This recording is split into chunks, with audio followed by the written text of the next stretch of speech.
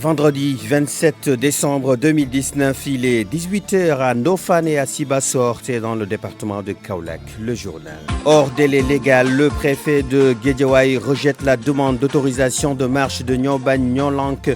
La plateforme qui a accepté son tort envisage de déposer une autre demande pour la marche pacifique contre la hausse du coût de l'électricité vendredi prochain. Séance d'explication populaire du directeur général de la Sénélec, Pape Mademba Biteye, tente d'éclairer la lanterne des Sénégalais. 54% des consommateurs domestiques n'ont rien à voir avec le réajustement des tarifs de l'électricité. Football amateur, début du premier tour de la Coupe Ousmane Tanor Dieng. Plusieurs matchs au programme cet après-midi. La page des sports, ce sera avec Malal Junior Diagne. L'éditorial Rétro 2019, Société Sornana Tambay. Le débrief avec Mbaye Ao, économiste financier, enseignant-chercheur. Entretien sur la sortie médiatique d'Abdoul Mbaye sur la situation économique nationale. Telles sont les grandes lignes de cette édition. Dans un court instant, le développement. La présentation à la technique Amadi Ndiaye. Mesdames et messieurs, bonsoir. Nyolank Nyobane prend rendez-vous vendredi prochain. La marche pacifique prévue cet après-midi n'a pas eu lieu à cause du retard observé dans le dépôt de la demande d'autorisation. Le préfet de Guédiawaye a rejeté la demande pour non-respect des 3 jours francs avant la manifestation, dont acte a dit le coordonnateur départemental du mouvement de contestation contre la hausse du coût de l'électricité, Radim Lo, au micro de Salisso. Il nous a dit clairement que nous n'avons pas pris le délai maximum. Mais il ne nous convainc pas parce que nous avons déposé depuis mardi. Et je crois que bien, nous respectons tous les délais. Mais Inch'Allah, et nous déposons une autre aujourd'hui même. Aujourd'hui, vendredi, nous déposons une autre. Vendredi prochain, nous marcherons. Et aujourd'hui, vous n'allez pas marcher ou bien vous allez braver l'interdiction préfectorale? Non, nous n'allons pas marcher parce que nous sommes des républicains. Nous ne voulons pas détruire ce pays parce que ce pays, ça nous appartient. Et nous voulons réduire la souffrance des Sénégalais. Et c'est ça que nous unissons cette masse. Mais il a l'intérêt, je dis bien, il a l'intérêt de nous encadrer vendredi prochain. Parce que la masse, c'est un droit. Et un droit, on le négocie, on l'arrache. Le directeur général de la Sénélec engage la bataille de la communication sur l'augmentation du prix de l'électricité. Il souligne que la mesure ne concerne pas 54% des consommateurs domestiques.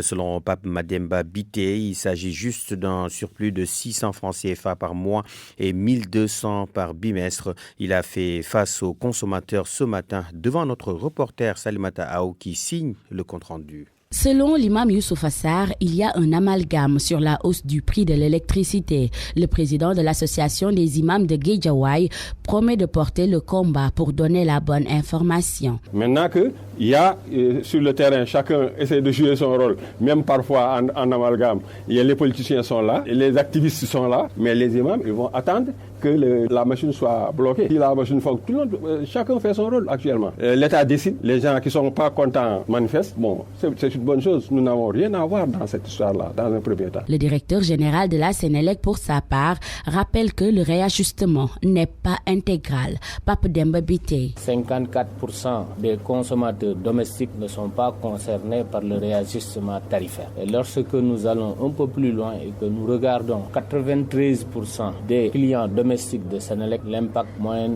est de 1200 par bimestre, soit 600 francs par mois. Donc, pouvons dire que ce réajustement est un réajustement qui n'est pas intégral et qui n'est pas total. Par conséquent, il était important pour nous de partager ces informations avec ces associations de consommateurs. Momar Ndao, président de l'ASCOSEN, dénonce la politisation du débat sur ce réajustement des prix. Donc il faut comprendre que c'est les associations de consommateurs qui sont les interlocuteurs des populations. Donc les marches, tout ça c'est politique, nous ne faisons pas de politique. Je pense que c'est extrêmement important que les gens le comprennent. Aujourd'hui, les Sénégalais savent que Sénélec leur appartient, il faut qu'ils comprennent ça. Sénélec, c'est avec leur argent que Sénélec fonctionne. D'autres rencontres sont prévues entre la Sénélec et le Comité national de dialogue pour que tous les consommateurs soient au même niveau d'information. Le gouvernement a montré toutes ses limites dans la prise en charge des préoccupations des populations. Abdoul Mbaye fait le diagnostic de la gouvernance de Macky Sall.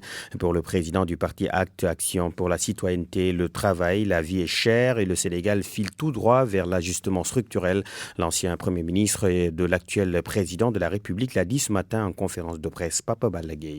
Revenant à la charge, Abdoul Mbaye peint un tableau sombre de la gestion de Macky Sall pour l'année 2019. L'économie, la politique, les difficiles conditions de vie des Sénégalais, bref, tous les secteurs passés au peigne fin, le leader de ACT persiste et signe Macky Sall est dans des politiques d'ajustement structurel. Quand vous avez une économie non dynamique qui génère un déficit budgétaire et qui génère également un accroissement du déficit des paiements extérieurs, et c'est le cas de l'économie sénégalaise, vous êtes obligé de réajuster. C'est clair. Comment ? En agissant sur plusieurs leviers, et notamment celui de la demande. Parce que le déficit budgétaire, c'est parce que l'État vit au-dessus de ses moyens. Mais ce n'est pas tout. Il faut resserrer et il faut essayer d'augmenter les recettes.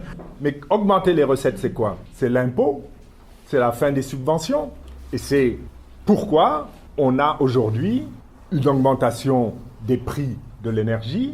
Entre autres questions abordées, l'adoption de la nouvelle monnaie africaine. Abdoul Mbaye parle d'une victoire de la jeunesse africaine, mais regrette le mutisme des acteurs économiques. Un débat, malheureusement, qui n'existe pas et c'est extrêmement triste. Il y a un débat qui appartient aux opérateurs économiques, à ceux qui font l'économie, aux patrons d'entreprises, aux patrons de banques, mais on ne les entend pas.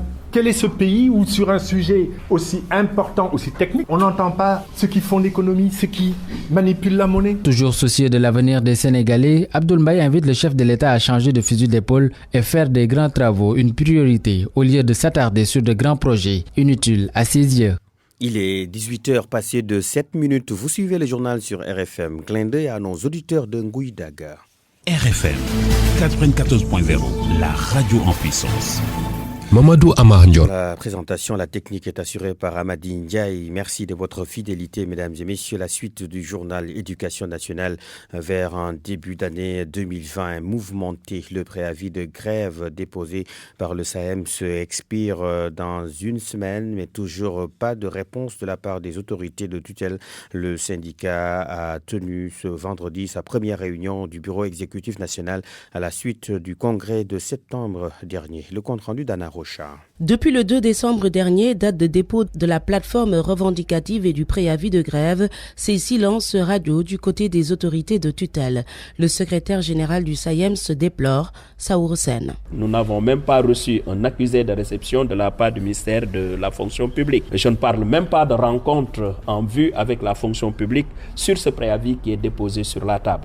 Les griefs sont nombreux, mais dans sa feuille de route 2020, le syndicat autonome des enseignants du moyen secondaire réclame surtout le respect des accords signés avec le gouvernement le 30 avril 2018. Par exemple, la question du système de rémunération des agents de l'État, aujourd'hui, mais aucunement le gouvernement ne peut trouver autre excuse que d'aller vers des discussions très sérieuses pour qu'on arrive à l'adoption d'un nouveau système de rémunération. Parce qu'encore une fois de plus, c'est inéquité qui frappe le système, mais personne ne peut plus l'accepter. La situation de l'éducation nationale, qui est déjà confuse, risque de l'être davantage. Dans une semaine, le SAEM se compte aller en lutte s'il n'y a pas d'évolution. Nous avons déjà déposé depuis le 2 décembre notre préavis de grève, qui expire le 2 janvier. À partir de ce moment, si le gouvernement ne réoriente pas l'orientation, mais le plus naturellement du monde, le Bureau national prendra les décisions qui s'imposent. Et malgré l'installation officielle des membres du comité de pilotage du dialogue national, le SAEM est sceptique. Selon Saour Sen, c'est plus un dialogue politique qu'autre chose. Cinquantenaire de la Confédération nationale des travailleurs du Sénégal. Pour marquer l'événement, l'organisation sociale a posé un débat sur la problématique de la protection sociale et comment l'élargir même au secteur informel. L'événement coïncide avec le centenaire de l'Organisation internationale du travail, OIT. Compte rendu Nafissa Toussila. Une analyse comparative des systèmes de protection sociale en Afrique pour marquer le cinquantenaire de la Confédération nationale des travailleurs du Sénégal. Pour son secrétaire général, il est impératif d'appliquer les lois concernant la protection sociale de tout travailleur. Moudi Guiro. Le Sénégal a ratifié la Convention 102 et la recommandation 202 depuis très longtemps. Il ne s'agit pas seulement de ratifier, il s'agit également de mettre en œuvre les dispositions contenues donc dans ces conventions-là. Parce que comme vous le savez, une bonne politique sociale fait partie quand même des 4 piliers du travail décent. C'est aussi l'occasion de réfléchir sur comment redynamiser les mécanismes de financement pour une meilleure couverture sociale. sociale. Nous avons moins de 10% de notre population qui sont prises en charge par la protection sociale. Il nous faut élargir cela. Il faut réfléchir sur comment financer donc cette protection sociale, comment définir des stratégies, que le maximum de Sénégalais et de Sénégalaises puissent accéder également à cette protection. Maintenant, c'est de voir comment trouver ces financements, mais également comment faire pour améliorer les prestations existantes. Pour le ministère du Travail, la protection sociale est un droit fondamental. Fatoumata Dramé, directrice de la protection sociale. On a une bonne partie de la population active qui évolue dans l'économie informelle, d'où l'urgence pour l'État d'avoir des méthodes de protection sociale adaptées à ces travailleurs qui évoluent dans l'économie informelle, qui évoluent dans le monde rural. Ce cinquantenaire de la CNTS coïncide également avec le centenaire de l'Organisation internationale du travail. L'organisation sénégalaise estimant la couverture sociale du travailleur inférieure se fixe des défis, au-delà d'une position commune dans la zone UEMOA, de permettre aux travailleurs sénégalais de s'épanouir. C'est bien, mais peut mieux faire. Le ministre de la Santé et de l'Action sociale approuve les actions de son département. Il estime que les problèmes existent, même si beaucoup d'efforts ont été faits pour la prise en charge des patients. Mais pour 2020, Abdoulaye Diouf Sarr se donne comme priorité le remboursement de la dette de la CMU, la couverture maladie universelle envers les structures sanitaires. À Wambaye. Le ministre de la Santé et de l'Action sociale considère que son département a fait beaucoup d'efforts durant l'année 2019. Le renforcement des ressources humaines, l'amélioration du plateau technique, la construction de nouveaux équipements ou l'apaisement du climat social, des domaines qui ont enregistré beaucoup d'avancées selon lui. Mais peut mieux faire, Abdoulaye Diouf Sarr. Dans notre secteur, on a fait énormément. Et ça, je le répète très très souvent. En matière, bien sûr, de gouvernance, on a fait beaucoup de choses. Nous avons aussi amélioré considérablement le plateau médical, même si à certains endroits, il reste encore des choses à faire. Nous avons aussi, au plan des ressources humaines, assuré globalement la présence du binôme sage-femme-infirmière, même si, bien sûr, il y a des zones où il faut compléter le binôme. Du point de vue aussi de la stabilité du secteur, même si 2018 était caractérisé exceptionnellement par le mouvement avec Ande Gassam, mais depuis lors, nous avons vu que notre secteur s'est globalement stabilisé. Je peux considérer que 2019 a été une année où on a fait énormément de choses, mais nous sommes dans un secteur qui, bien sûr, a énormément d'attentes face à des moyens qui ne sont pas toujours présents. Donc, oui, on a fait des choses, mais peut mieux faire. Il y a urgence à payer la dette CMU aux structures de santé. Abdoulaye Diouf Sarr dit en faire une priorité pour 2020. Il y a urgence de payer très rapidement toute la dette CMU pour permettre aux différentes structures d'être allégées, notamment à la PNA, notamment aux structures donc chargées des soins au plan donc local, au plan territorial, les postes de santé et les centres de santé, mais même les établissements publics de santé. Accéder aux soins de santé sans obstacle financier ou géographique, un engagement du chef du département de la santé face aux usagers. Ce matin, Abdoulaye Diouf Sarr a présidé la réunion du comité interne de suivi du plan national de développement sanitaire et social, PNDSS. Il s'agissait de procéder au suivi de l'exécution du PNDSS 2019-2020 qui détermine les priorités du secteur et constitue le référentiel en matière de planification pour le système de santé. 89 000 Sénégalais se sont inscrits sur la plateforme du projet des 100 000 logements.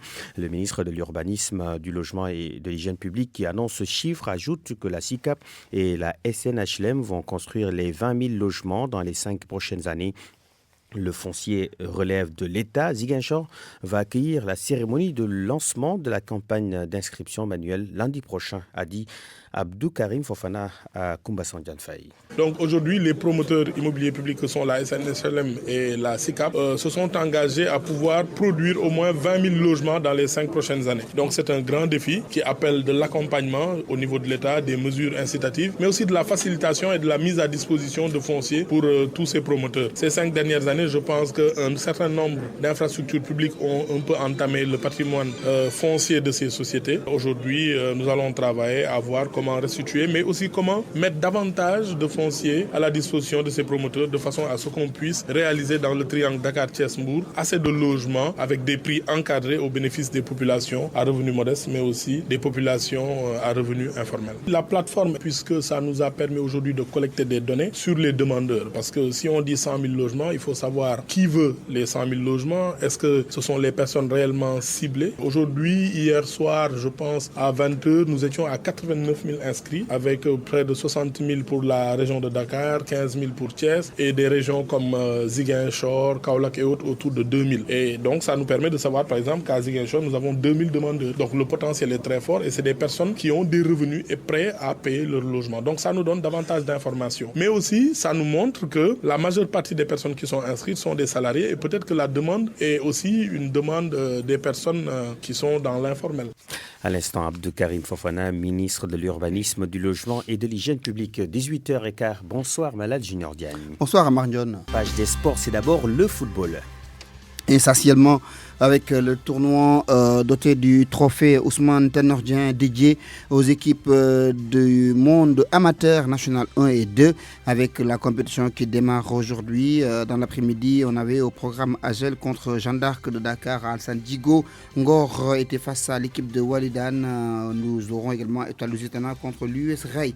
Vous aurez les résultats dans l'après-midi. Notez également Stade de Thiaroye contre HLM Grand Yoff à Oslo qui faisait face à l'équipe de l'ASFA. Une compétition donc sponsorisée ou accompagnée par le Haut Conseil dirigé par Aminata Mbengue Ndiaye en remplacement à feu Ousmane Tanordien. Une autre compétition sans parrain, cette fois-ci la Ligue 1 sénégalaise avec la 4e journée qui démarre demain samedi, avec au programme plusieurs matchs attendus dans l'après-midi de ce samedi. Génération Foot, champion du Sénégal en titre face à l'AS Douane. C'est un choc puisque ces deux équipes comptent 7 points après 3 journées. Nyaritali qui reçoit l'équipe de Pikine également. Pikine qui réussit un bon début de championnat. Teungueth FC sur le podium qui face à Dakar Sacré-Cœur, le leader. Que de belles affiches, mais également notre derby de Mbour qui va opposer le stade de Mbour à l'équipe de Djambar. Ce sera à Fodé Wade justement où nous avons joint ce matin l'entraîneur des Djambar de Sali, Boubacar Gadiaga, qui s'attend à une rencontre spectaculaire puisque ces deux équipes ont l'habitude de produire du beau jeu lors de ces chocs sur la petite côte. Gadiaga Boubacar avec Georges Deschamps. On ne va pas changer, on ne va pas déroger, mais sauf que on sait que ça sera parfois différent parce qu'il y aura du monde, plus du monde sera favorable pour le Stade de Mbour parce que bon, on a très peu de supporters, donc voilà, donc on sait que ça va être un match âpre, difficile, d'autant plus que le Stade de Mbour vient de perdre chez lui 3-0, donc ils vont venir avec beaucoup d'ambition et d'envie pour essayer de se remettre dans le bon chemin du championnat. Est-ce que la crise que vit le Stade de Mbour n'est pas un avantage pour vous?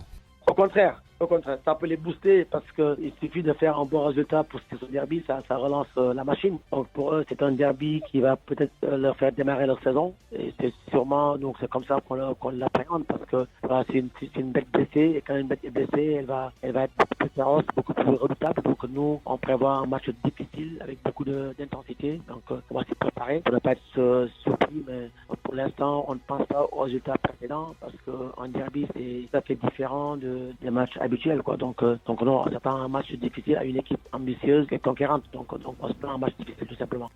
Du côté du Stade de Mbour, après 3 défaites en 3 journées, 0 points encaissés, les stadistes sont lanterne rouge de cette Ligue 1 sénégalaise. Occasion pour les joueurs de Mbour de se remettre en selle face à une belle équipe de Djambar. L'un des responsables techniques de cette équipe de Stade de Mbour, Samba Nyemeba. On le prépare naturellement comme on prépare toutes les autres rencontres. Ce n'est pas une rencontre exceptionnelle.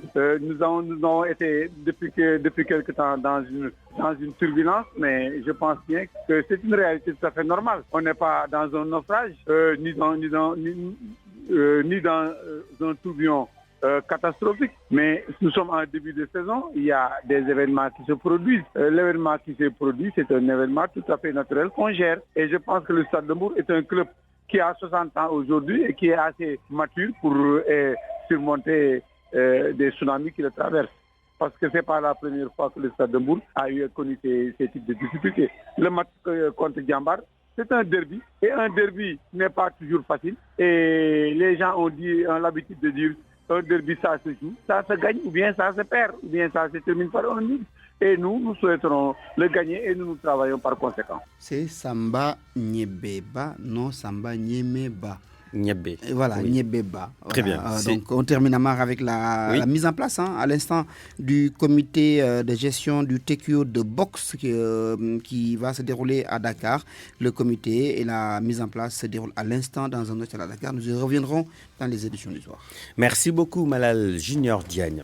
L'éditorial société de la rétro 2019 maintenant, le consommateur sénégalais se plairait-il dans la difficulté, la douleur? Chaque régime et son lot d'inflation, des hausses qui concernent des produits dont on ne peut s'en passer. Malgré tout, les consommateurs font preuve d'une passivité déconcertante et 2019 n'a pas échappé à la règle. À quand le réveil des consommateurs? C'est une chronique signée Sornana Tabaï. On le dit comment déjà? Quand on vous gifle, tendez l'autre joue. Et dans ce cas de figure, on parle d'une posture pour se montrer plus fort. Ce qui est sûr, c'est que si le Sénégalais avait 1000 joues, il les tendrait toutes, pas par force, plutôt par fatalisme, par résignation. Le consommateur sénégalais, par définition, est apathique. Ne soyons pas surpris avec toutes les hausses notées au cours de l'année 2019. Le ciment, le carburant, l'électricité, le pain et la farine d'une façon détournée. Très rares sont les consommateurs qui sont sortis les vendredis 13 et 20 décembre pour manifester contre la hausse des tarifs de l'électricité. La majorité préfère rester chez elle et commenter les déboires de ceux qui ont eu le courage de se joindre à la contestation. Et que dire du 29 novembre dernier, Guy Marius Sagna et ses 8 camarades ne sont pas les seuls à subir la hausse des tarifs de l'électricité. Ce sont des milliers de ménages qui sont concernés. Donc, combien de personnes auraient pu être mobilisées? Pourtant, les Sénégalais qui aiment tellement copier la France n'ont pas pensé à suivre l'exemple du mouvement des Gilets jaunes. Dans le pays de Macron, tout est parti de la hausse du carburant en 2018 et de façon spontanée, des consommateurs ont manifesté, pacifiquement au début, pour protester. Ensuite, le mouvement s'est élargi à d'autres revendications sociales. Vous me direz que la France n'est pas le Sénégal. C'est vrai. Mais on se glorifie de Talla Tender, des héros de la résistance face aux colonisateurs. Alors, pourquoi nous battons-nous pas pour nos droits? Des politiques qui nous servent au lieu de nous appauvrir? Vous connaissez peut-être l'association des clients et sociétaires des institutions financières. Les membres sont presque seuls. Ils ont appelé à des journées sans banque et les banques ne les emplissaient pas du tout. On veut bien que les associations consuméristes nous défendent sans qu'on lève le plus petit doigt. Soyons réalistes, elles en ont marre, même si elles ne l'expriment pas pour diverses raisons. Nous sommes prompts à sortir nos griffes que quand nos intérêts individuels sont menacés. Maintenant, la question est, qu'allons-nous léguer à nos enfants, nos petits-enfants? Une société égoïste, individualiste ou bien une société digne? La dignité est dans la lutte, elle n'est pas dans l'issue du combat. Qu'importe le résultat, il faut toujours se battre, pacifiquement. Merci beaucoup Sornana Tabaï pour cette chronique Société de la Rétro 2019, 18h23. Nous attendons d'un instant à l'autre notre interlocuteur pour le débrief, Mbaye Ao, qui est économiste financier et enseignant-chercheur. Nous allons le retrouver dans quelques secondes pour échanger avec lui sur cette sortie médiatique d'Abdoul Mbaye qui parlait de la situation économique nationale. Il ne prend pas Mbaye Ao qui devait donc échanger avec nous sur la question, je vous le disais tantôt, injoignable pour l'instant. Nous allons reporter peut-être la séance, l'échange, l'entretien à la prochaine fois. Ce sont les aléas du direct. Toutes nos excuses à nos chers auditeurs pour cet impair dans cette édition. 18h24, c'est la fin de cette édition.